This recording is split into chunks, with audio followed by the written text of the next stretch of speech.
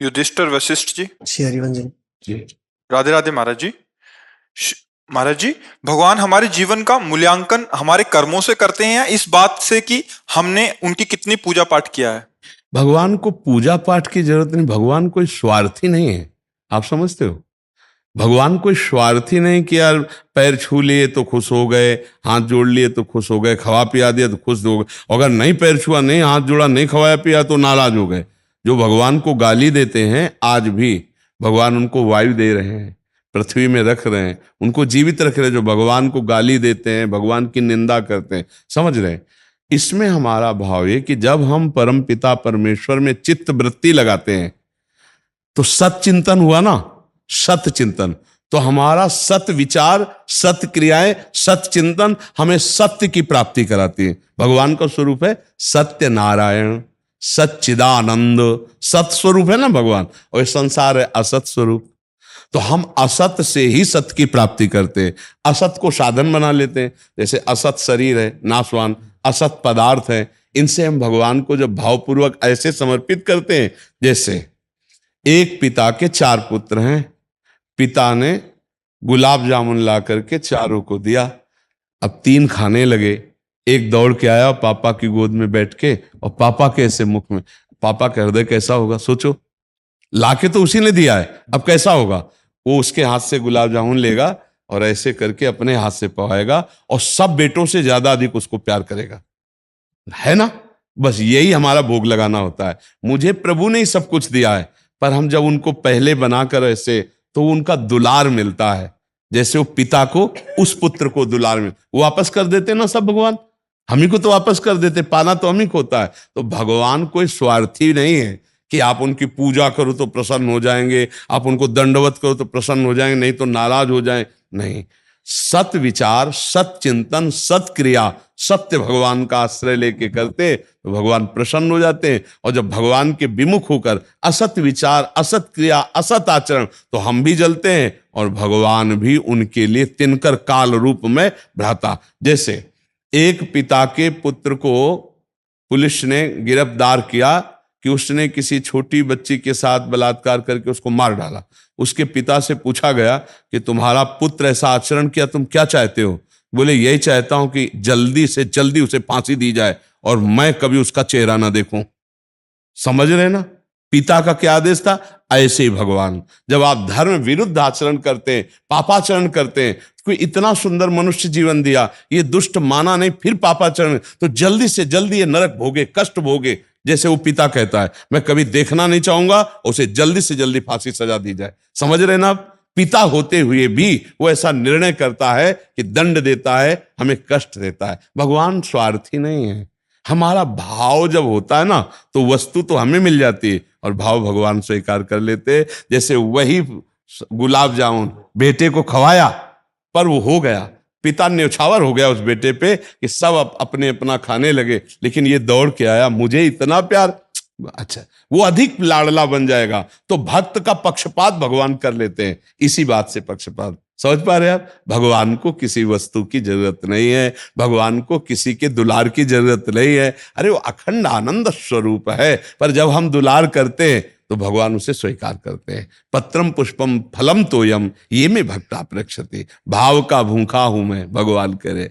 भाव ही एक सार है, भाव से मुझको भजे तो भाव से बेड़ा पार। भगवान को कोई वस्तुएं नहीं चाहिए, ये सब वस्तुएं भगवान को चाहिए। आप सोचो संसारिक आदमी जिनको भोग रहा हो, भगवान को चाहिए वस्तुएं, उन्होंने ही तो दिया है हमको।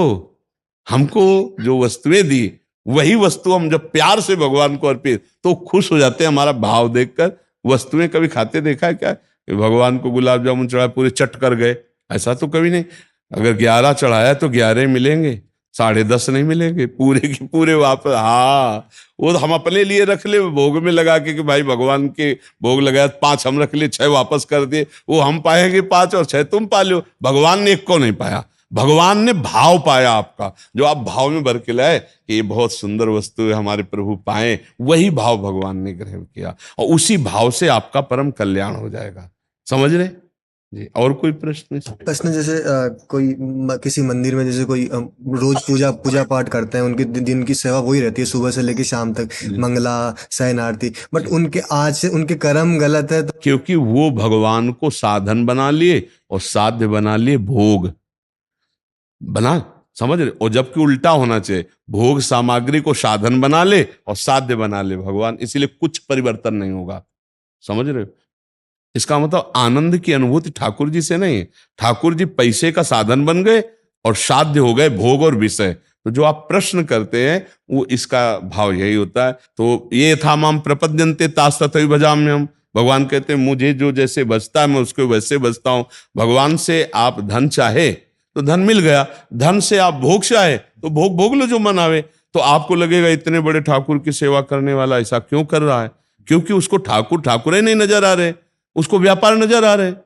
जैसे बनिया एक अपनी दुकान में बेचकर पैसा करता है, रंग तो नहीं आएगा ठाकुर जी का, कृपा का थोड़ी डूबेगा, कृपा का भाव थोड़ी आएगा उसके अंदर, वो पैसा है।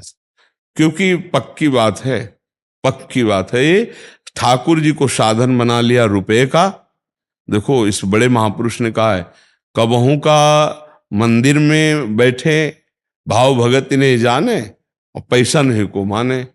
कभी ठाकुर जी के मंदिर में बैठ जाते हैं ऐसे लोग, तो कबहू का प्रवक्ता हुए बैठे और शास्त्रों का पर रुपया ही को खींचे, वो बड़ा वेशधारी हरि को रसाले। एक पद में ऐसा लिखा है, तुम नाचे गावे भाव दिखावे, काव्य करे चटकीली, साच बिना हरि हाथ ना आवे, रहनी है सब ढीली, बिन विवेक वैराग्य भक्ति बिन सत्य न एको मानो, भगवत विमुख कपट चतुराई सो पाखंडे जानो। तो यही पाखंड भाई कि हम ठाकुर जी की सेवा कर रहे हो, हमें आनंद मिले किसी और की तरफ, और कोई चाह रह जाए, ऐसे सब नहीं होते। पर जिनका लक्ष्य भगवान की प्राप्ति नहीं बना, जिनका लक्ष्य रुपया की प्राप्ति बना है, सच्ची मानिएगा वो भगवान को केवल धन का साधन मानते हैं और धन उनका लक्ष्य होता है और धन के द्वारा वो भोगों को भोगते हैं। ये बहुत गलत बात है, ये बहुत गलत बात। धन तो आएगा ही भैया, ठाकुर जी लक्ष्मी नारायण है, जब उनकी सेवा करोगे तो आएगा ही। पर साध्य भगवान को यदि मानेंगे तो गंदे आचरण नहीं होंगे, गंदा व्यवहार नहीं होगा। अगर आचरण गंदे हैं, मतलब खान पान गंदा, आचरण गंदे, तो उसने भगवान को केवल व्यापार माना है, धन प्राप्ति के लिए भगवान को भगवान नहीं माना। तो जैसा मानोगे वैसे ही भगवान अनुभव में आएंगे, जैसा मानोगे आप वैसे भगवान अनुभव में आएंगे। ये था माम प्रपद्यन्ते तास तथैव भजामि। सच पा रहे आप? इसीलिए परिवर्तन नहीं दिखाई देगा और आपको लगेगा कि भगवान में सामर्थ्य नहीं है क्या? नहीं, भगवान में सामर्थ्य है, पर उसके भावे नहीं है। वो केवल भगवान से यही चाह रहा है, वो भगवान को चाह ही नहीं रहा है, भगवान से मतलब ही नहीं है, तो इसलिए लाभ नहीं मिल रहा। ऐसे पुरुष पे हमारा क्या भाव होना चाहिए? जैसे हम वहां जाते हैं और हमको उससे क्या मतलब, वो उसका भाव, हमको अपना भाव रखना चाहिए भगवान से। भैया वो अपनी बिगाड़ रहा है तो हम उसके प्रति क्यों बिगाड़े? हमें उससे मतलब ही नहीं है, हमें तो ठाकुर जी से मतलब है। गए दर्शन के, भोग लगवाया तो वो भोग लगा रहा है, 150 उसको भी दे दिए, ठाकुर जी को दे। हमको अपना सुधारना, हमको बिगाड़ना थोड़ी। वो करेगा वो भुगतेगा, हम तो देख रहे हैं ना कि हमारी सेवा पहुंचा रहा है ठाकुर जी तक, बस हमको अपने काम से मतलब। हमें परदोष दर्शन नहीं करना, पर निंदा नहीं करना। हाँ, वो हमारा मित्र हो और हमारी सीख समझे तो हम समझा सकते हैं कि भाई हम संतों से सुना है कि ये काम गलत है, आप इसको ठीक कर लो। आप ऐसा बोलोगे तो आपको द्वेष भाव से आपको भगा दिया जाएगा, नहीं भगा दिया जाएगा। तो मुझे लगता है हमको अपना काम बनाना चाहिए। नारायण स्वामी कह रहे हैं, तेरे भावे जो करे भलो बुरो संसार, नारायण तू बैठ के अपनो भवन बुहार। हमको अपनी चाल सुधारनी है, दूसरों के दोष देखकर हमको सुधरना है कि ये गलत कर रहा है तो मुझे गलत नहीं करना चाहिए। पर हम उसको गलत समाज में साबित नहीं करेंगे, उसका उसका है। हम अपने जो सही दुख पर छिद्र दुरावा, बंधनी जग जिह जस पावा। दूसरों के दोष देखकर हमको सुधार करना कि मेरे में गलती ना हो, पर हम दूसरों के दोष साबित करके उससे इनकी निंदा अगर किए तो हम भी गंदे हो जाएंगे, हमारा मार्ग छूट जाएगा। आप समझ पा रहे हैं? कुल बस सुधार कीजिए। नए नए बच्चों में बहुत अच्छा लगता है, कोई नशा मत करना, पराई माताओं बहनों की तरफ गंदी दृष्टि न हो, जो मनुष्य जीवन का परम लाभ, खान पान अच्छा हो, और दूसरे जो गलत कर रहे हैं उनके लिए भी भगवान से प्रार्थना की जाए कि उनकी बुद्धि शुद्ध हो। बकाया उनकी निंदा करना, उनको नीचा दिखाना, उनका उपहास करना, ये हमारे द्वारा नहीं होना चाहिए, क्योंकि अपने लोग सत्संगी हैं, समझ लिया कि गलत है, तो अगर हमारे अंदर भाव है तो हम प्रभु से प्रार्थना करें, प्रभु आप चाहो तो इनकी बुद्धि शुद्ध कर सकते हो, और इनकी बुद्धि शुद्ध हो जाए तो बहुत सुंदर हो सकता है। नहीं हो सकता? आदमी दोष रहित हो जाए तो सुंदर नहीं हो जाएगा भाई, दोष ही तो त्यागना है, दोष त्याग गया तो बहुत सुंदर हो जाएगा। तो किसी से घृणा मत करो, किसी से नफरत मत करो, दूसरों को गलत देखकर अपने आचरणों का कि मेरे से कभी ये गलती ना होने पावे, दूसरों के गलत आचरणों को सुधारने के लिए भगवान से प्रार्थना करें। ठीक है गुरुदेव, पिछले 1 साल से मैं आपकी हर आज्ञा का पालन करने का पूर्णतः प्रयास कर रहा हूँ। पहले महाराज जी दिल्ली में थे, ये कह रहे हैं कि इनकी कहीं अन्यत्र पोस्टिंग आ गई है, अब इनका दिल घबरा रहा है कि पहले तो वृंदावन में 1 हफ्ते में 1-2 बार आ जाते थे, अभी आना मुश्किल रहेगा। बिल्कुल नहीं जी, घबराना चाहिए, बिल्कुल नहीं घबराना चाहिए। आप बिल्कुल ऐसे पुष्ट होकर रहो कि आप वृंदावन में रह रहे हो। देखो हमारी बात मानोगे ना तो आप प्रसन्न रहोगे। अगर आप उदास रहोगे, खिन्न रहोगे तो आप राष्ट्र सेवा नहीं कर पाओगे। उत्साह संपन्न मदिर सूत्रम क्रिया विधिज्ञम व्यसने स्वशक्तम सूरम कृतज्ञम दृढ़ सौहृदंच लक्ष्मी स्वयं याति निवास है। तो भक्त ऐसा नहीं हो। भक्ति के लिए देखो हम मानते हैं आपकी प्रीता है, लेकिन आप इतने अगर भावुक बनोगे तो आप हमारी राष्ट्र सेवा कैसे कर पाओगे? आप चिंता मत करो। आपका ब्याह हुआ है? ब्याह हो गया ना?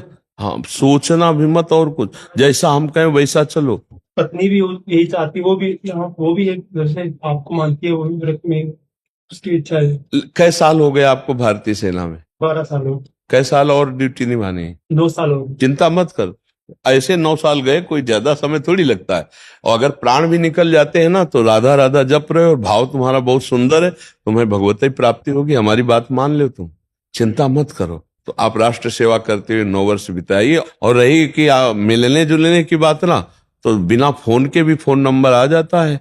अगर आप सच्चे भाव से, तो आपको पता चलेगा कि महाराज हमारे साथ है, आपको अनुभव में आएगा, स्वप्न में भी आएगा और जागृत में भी आएगा। तो तुम चिंता न करो, हमारे राष्ट्र सेवा में कर लो। भी जरूरत पड़े ना तो राष्ट्र सेवा में प्राण दे देना चाहिए। हर राष्ट्र कि जितने भी समाज, सबको चाहिए। अगर हमें राष्ट्र के लिए प्राण देने की बात आए तो हमको उत्साह रखना चाहिए। अपने देश में समर्पित होने के लिए प्राण देने का उत्साह रखना चाहिए, चाहे भक्त हो, चाहे वो गृहस्थ हो, चाहे कोई भी हो। राष्ट्र के लिए प्राण समर्पित नहीं तो मुझे लगता है जीवन ही बेकार है। चाहे हम राष्ट्र के प्रति तो समर्पित है, हमारा एक एक जन राष्ट्र का अच्छे आचरणों से युक्त हो रहा है, तो हम आंतरिक राष्ट्र के उन शत्रुओं पर विजय दिलाने की बात कर रहे हैं जो गोली से नहीं दिलाई जा सकती। काम क्रोध लोभ मोह मद मत्सर ये अंदर खोखला करते हैं, ये गोली से नहीं, ये ज्ञान से इनको नष्ट किया जाता है। तो हम भी तो राष्ट्र सेवा ही कर रहे हैं, समाज सेवा ही कर रहे हैं। तो हमें लगता है कि अगर 2-4 वर्ष करने के बाद सरकारी सहमति से हम, फिर तो और अच्छा आनंद रहेगा। कहते पेंशन भी मिल जाएगी, तो उससे मान लो संत सेवा किया, गौ सेवा किया, 4 गायें बांध ली, गौ सेवा कर रहे हैं, 4 संतों को भगवान के लिए दूध दे रहे हैं, भोग लगाने, बढ़िया सब काम बन जाएगा। 3 साल के लिए पोस्टिंग छत्तीसगढ़ में होगी, 3 साल के लिए, तो वहां से आने जाने में यार आना जाना कोई खास बात नहीं है, खास बात है प्यार। प्यार, आपका प्यार है वृंदावन से तो आपको हर समय वृंदावन की याद आएगी। आपको प्यार है संत से तो हर समय याद आएगी। याद आना खास है। यहां रहकर संसार का चिंतन करो वो खास बात नहीं, संसार में रहकर यहाँ का चिंतन करो ये खास बात है। पकड़ रहे हो ना? और देखो तुम्हारा प्रेम है वृंदावन से, यहाँ से, तो तुम कहीं भी जाओ तुम्हारा मन तड़पेगा। और वो तड़पन ही वास्तविक वृंदावन को चिंतवन यह दीप और बार कोटि जन्म के अगतमय काट करे उजियार। करोड़ों जन्मों के पापों का नाश हो जाता है जब हम धाम का चिंतन करते हैं, प्रियालाल का चिंतन। दूर रहकर ज्यादा चिंतन होगा, ध्यान रखना। विरह में ज्यादा चिंतन होता है, नहीं होता है? जो मिलन में सुख है उससे ज्यादा तड़पने में सुख होता है। अपने प्यारे की याद की तड़पन में विशेष सुख होता है। तो बच्चा तुम अभी नौकरी कर लो, ठीक है?